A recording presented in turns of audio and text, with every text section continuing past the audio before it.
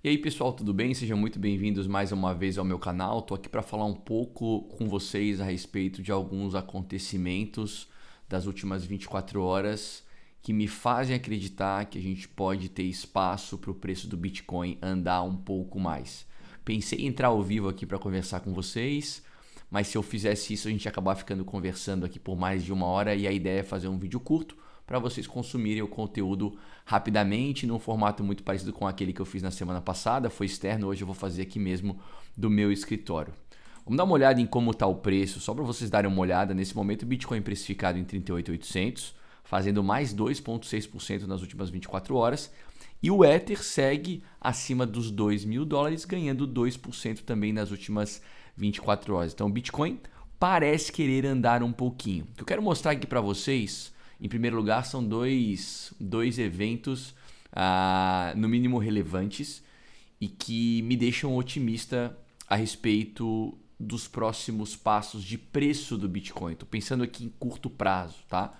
Como vocês devem ter visto, ontem o Michael Saylor, que é o cara à frente da MicroStrategy, tweetou que tinha comprado mais de 16 mil Bitcoins por aproximadamente 600 milhões de reais, a um preço médio de 36.785 dólares por Bitcoin.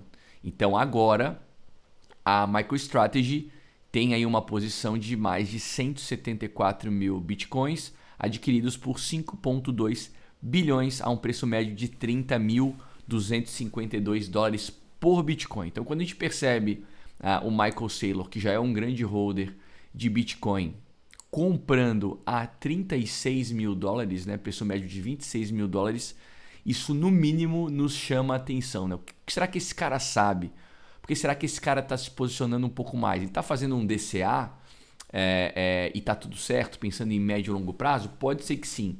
Mas quando um cara como esse compra Bitcoin, a gente fica com uma pulguinha atrás da orelha, tentando entender o que pode estar acontecendo. Um outro dado interessante é a respeito dessa carteira aqui. Ó. Essa carteira possui exatamente 12.422 Bitcoins. Então é uma carteira que em dólares possui aproximadamente pouco mais de 480 milhões de dólares. Essa carteira ela vem acumulando Bitcoin aos poucos, já faz algum tempo. Algumas reportagens sugerem que essa carteira poderia pertencer a um investidor institucional que poderia estar se preparando para uma aprovação de ETF. Vejam que essa carteira vem comprando desde 31 de outubro de 2023, comprando aos poucos. E agora, no dia 1º de dezembro de 2023, né, mais conhecido como hoje, esses caras compraram mais... eles compraram aqui mais 352 Bitcoins, né? Ou seja, eles tinham 12.070 Bitcoins já. Na verdade, eles fizeram duas compras. Eles vêm comprando todos os dias, dia 1º do 12, dia 30 do 11, dia 29 do 11, dia 28 do 11, dia 27. Eles vêm comprando. Essa carteira vem comprando desde o dia 31 de outubro, quase que diariamente, fazendo um DCA quase que diário, aqui um dollar cost average. Como vocês podem ver, só no dia de ontem, eles compraram mais 352 Bitcoins, o equivalente a 481. Na verdade, o equivalente a 352 Bitcoins, o equivalente a 13 milhões de dólares. Agora totalizando um balanço, né, em dólares de mais de 480 milhões de dólares. Então vejam que essa carteira ela vem comprando, e em cada compra dela a gente tem o profit dela aqui, ou seja, vem comprando não faz muito tempo e está ganhando já um dinheiro razoável. Alguns investigadores do mundo cripto sugerem que isso aqui pode ser o investidor institucional se preparando para aprovação de ETF de Bitcoin, investidor europeu, tá? Eu não sei se é europeu ou americano, institucional europeu ou americano, mas se preparando para iminente aprovação de ETF de Bitcoin Spot. Então, como vocês podem ver, esses caras aqui estão acumulando e no dia de hoje fizeram mais uma compra de 352. Ontem eles fizeram duas compras ontem. Uma de 461 Bitcoins, equivalente a 17 milhões de dólares, e uma de 339 Bitcoins, equivalente a 12 milhões de dólares. Então só ontem esses caras compraram 17 mais 12, 27, 29, praticamente 30 milhões de dólares só no dia de ontem e mais 13 milhões de dólares só no dia de hoje. Esses caras vêm fazendo DCA quase que diariamente, tá? Então mais uma carteira acumulando BTC. Outra coisa que eu queria mostrar aqui para vocês é esse endereço de ordens aqui. Ó. O Genidata, para quem não conhece, é um site de data. E eu venho traqueando essa wallet aqui para traquear os ordinals que essa wallet está comprando, por se tratar de uma wallet que tem mais de 13 mil bitcoins sob custódia, o equivalente a mais de 520 milhões de dólares. Então é muita grana.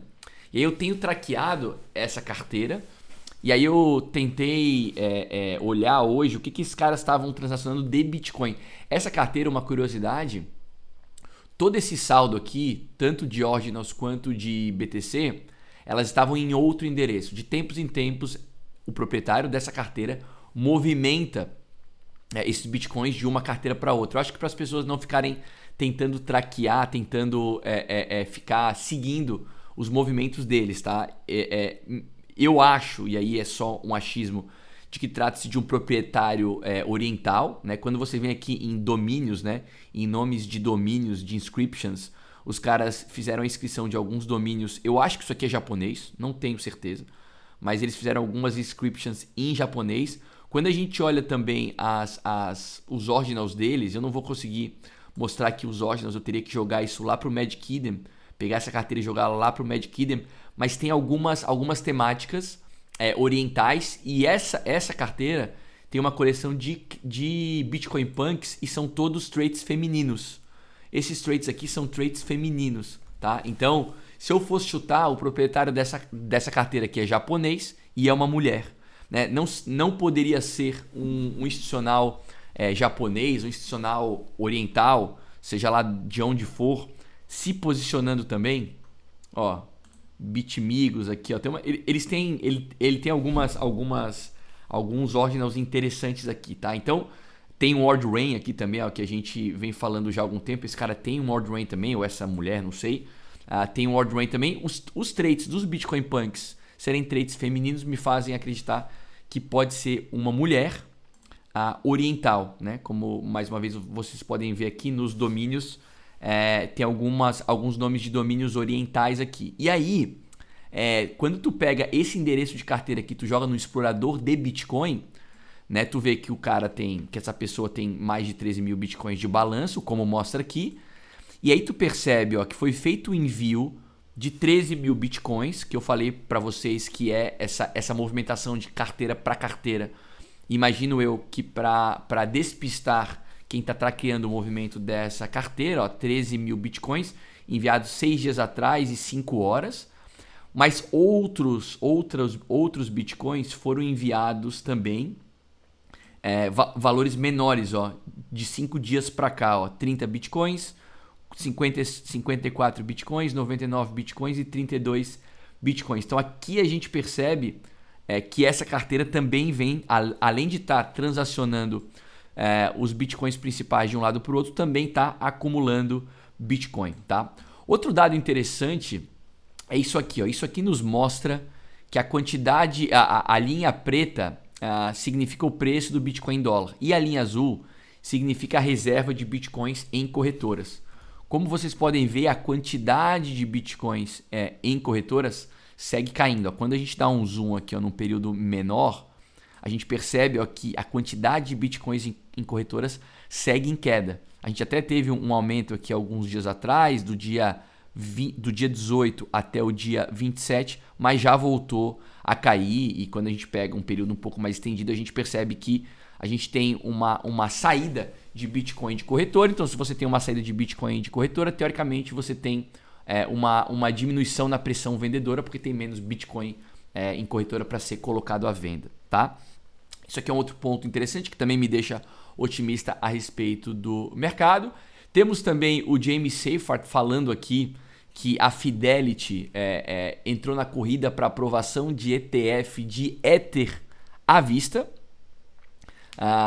junto com outros pedidos, e a Fidelity teria se reunido com a SEC no dia de ontem, a portas fechadas, para entender a correta maneira de aplicar ETF de Ether Spot. Não estamos mais falando aqui de Bitcoin, estamos falando de Ether Spot. E aí o James fala aqui que essa é somente mais uma etapa do processo e que os prazos para aprovação desses ETFs serão definidos nas próximas semanas. Muita gente apostando que os ETFs de Bitcoin Spot serão aprovados durante o mês de janeiro de 2024, então no próximo mês, né? Já estamos em dezembro, então no próximo mês.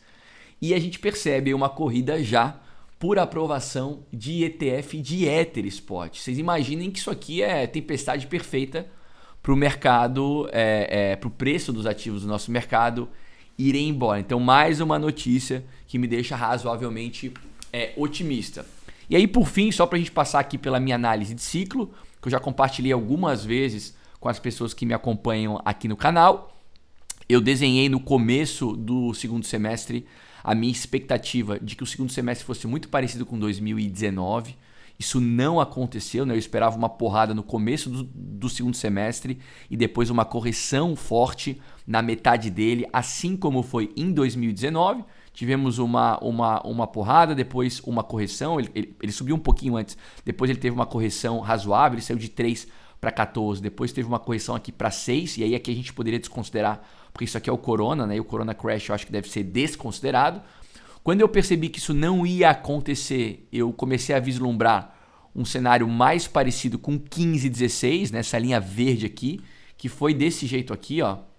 15 e 16 o mercado foi subindo aos poucos, topos e fundos ascendentes, foi subindo aos poucos. E aí, quando a gente teve essa porrada aqui, ó, em outubro, né, que o Bitcoin saiu aí de 26 para 34, saiu finalmente desse range aqui, ó, desse range aqui. Quando ele saiu finalmente desse range aqui, depois de 200 não, tudo isso, 500 dias, não, aqui é queda, não é esse range não, aqui, desculpa, isso aqui é muito tempo. Esse range aqui, ó, quando ele entra nesse range aqui, ó, são aproximadamente 230 dias. Quando ele sai para cima, e aí eu desenho essa linha laranja, que seria algo diferente de 19 e de 15 e 16, poderia ser um movimento híbrido, né? Uma porrada um pouco atrasada, ou seja, um pouco diferente de como foi em 19, depois uma correção natural, porque nada sobe para sempre, para aí a gente ter mais uma porradinha um pouco antes do halving, e aí durante o halving do Bitcoin, que acontecerá entre maio e abril do ano que vem, a gente tem uma lateralização ou uma correçãozinha, como aconteceu em ciclos anteriores, a gente pode perceber aqui, a gente percebe aqui também, ó, lateralização e subida, lateralização, um pouco de correção e subida, aqui a mesma coisa, lateralização e subida. Isso poderia acontecer aqui então a gente teria talvez uma ida aqui até os 40, 42 mil dólares, para depois a gente corrigir aí para algo próximo dos 32 mil dólares, para voltar a subir, lateralizar enquanto o halving, depois a gente tem aquele movimento exponencial que costuma acontecer, que é mais acentuado depois do halving, né? Então quando a gente olha os ciclos anteriores, já mostrei isso algumas vezes, a gente tem um movimento muito bom do fundo até o halving, mas o movimento mais exponencial acontece depois. Ó, aconteceu daqui para cá, aconteceu aqui também, é um movimento bem bom do fundo até o halving, mas depois ele tem um movimento maior pós-halving. Aqui eu não vejo por que ser diferente, eu espero absolutamente a mesma coisa. Então esses são alguns pontos que eu queria passar aqui com vocês. Eu não tenho certeza de absolutamente nada, o curto prazo é realmente imprevisível. Pelo sim ou pelo não, a sugestão continua sendo a de sempre, senhores. DCA, Dollar Cost Average, vão comprando aos poucos. Você fazer DCA é uma prova de humildade. Você admite que você não sabe o que vai acontecer com o preço, com o preço não, né? Com o preço no curto prazo. Então você reserva aquilo que você tem para pôr em cripto e você vai se expondo aos poucos para fazer um preço médio para o seu período de aporte. Eu diria que aportar aí nos próximos 6, 7, 8 meses ainda será um excelente momento para você estar fazendo DCA, para você se preparar para o movimento que eu espero que virá depois do halving, que aí é aquele momento mais acentuado, tá bom? Espero que vocês tenham gostado desse conteúdo. A ideia era fazer um conteúdo curto, o mais breve possível, só para compartilhar um pouco do meu sentimento com vocês. Convido todos vocês para se inscreverem aqui no canal, ativarem o sininho, deixarem o like. Peço a vocês também que deixem comentários aqui abaixo contando para mim o que vocês acharam desse vídeo, se vocês gostaram desse formato um pouco mais rápido. Convidar vocês também para se tornarem membros do canal. Os membros têm prioridade nos comentários das lives e também têm acesso a uma live fechada onde eu trago um estudo de tese ou então um estudo de projeto. Todos convidados também para fazer parte do Zero Paralelo. Vou deixar o link para o Discord do Zero Paralelo aqui na descrição do vídeo. E se quiserem fazer parte da área de membros do Zero Paralelo, é só acessar zeroparalelo.com.br, comprar lá o seu passe, fazer a conexão no check-in com a sua carteira e aí ter acesso ao Converse e todos os canais dedicados da nossa comunidade, tá bom? Espero que vocês tenham gostado desse conteúdo. Uma excelente sexta-feira. Até a próxima e tchau!